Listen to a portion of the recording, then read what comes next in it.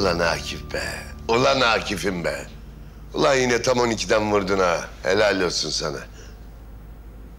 Oldu bu iş. Oldu lan bu iş.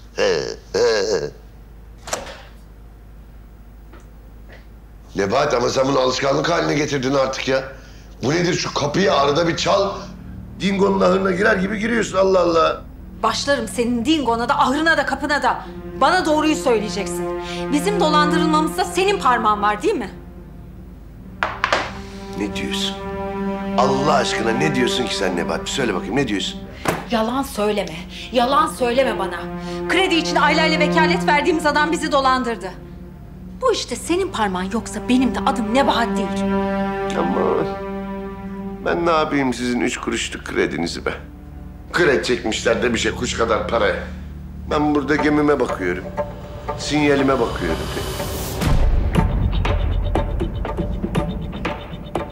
Lan.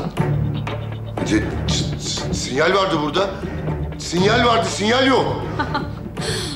Anlamadım zannetme Akif'ciğim. Klasik Akif Atakul numaraları. Sen konuyu değiştirme, sadede gel hadi. Vallahi sinyal olması lazım da burada ya.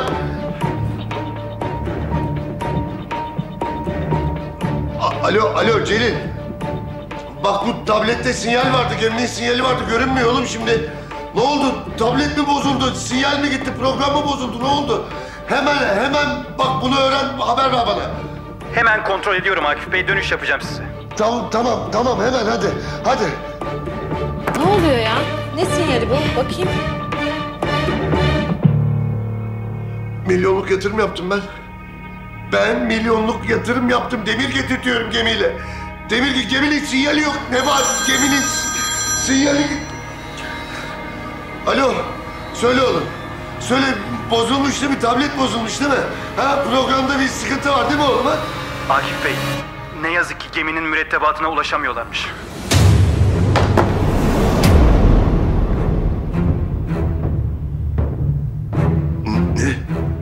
Ne?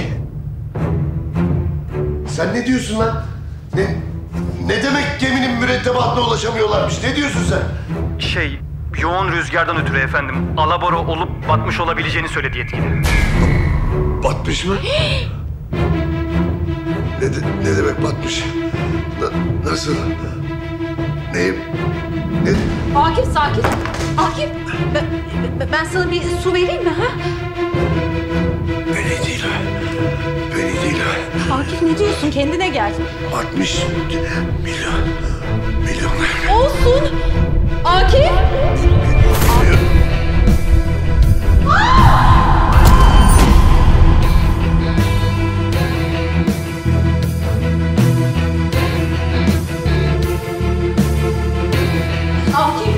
Akif ne oluyor? Ne oluyor? Yardım edin.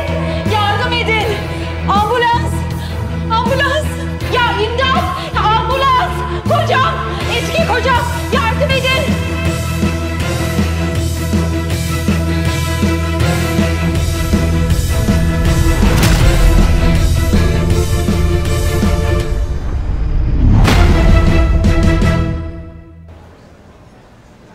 Asiye.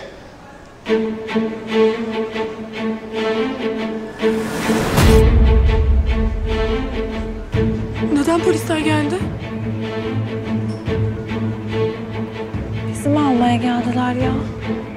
Hayır ya.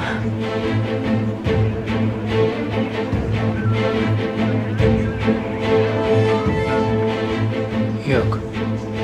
Sen şaka yapıyorsun. Ya bana o yaptıklarından sonra onların yanlarına bırakılır mı sen? Gerçekten.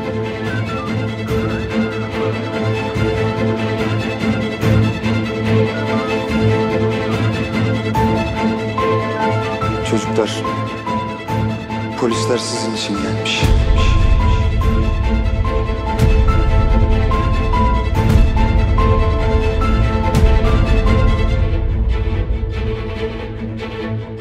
Süsen Kılıç, Harika Manyaslı, Asiye Eren, Aybike Eren. Kasten adam öldürmeye teşebbüs ve mala zarar verme suçundan yakalama kararınız var.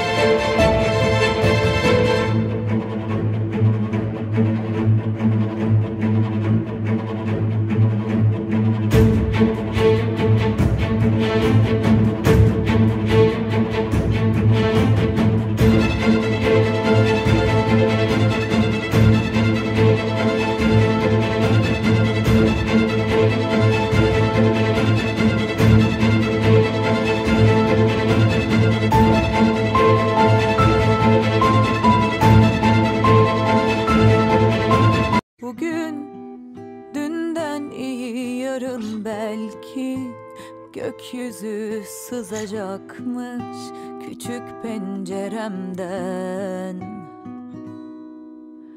Öyle yine de ışık aramakla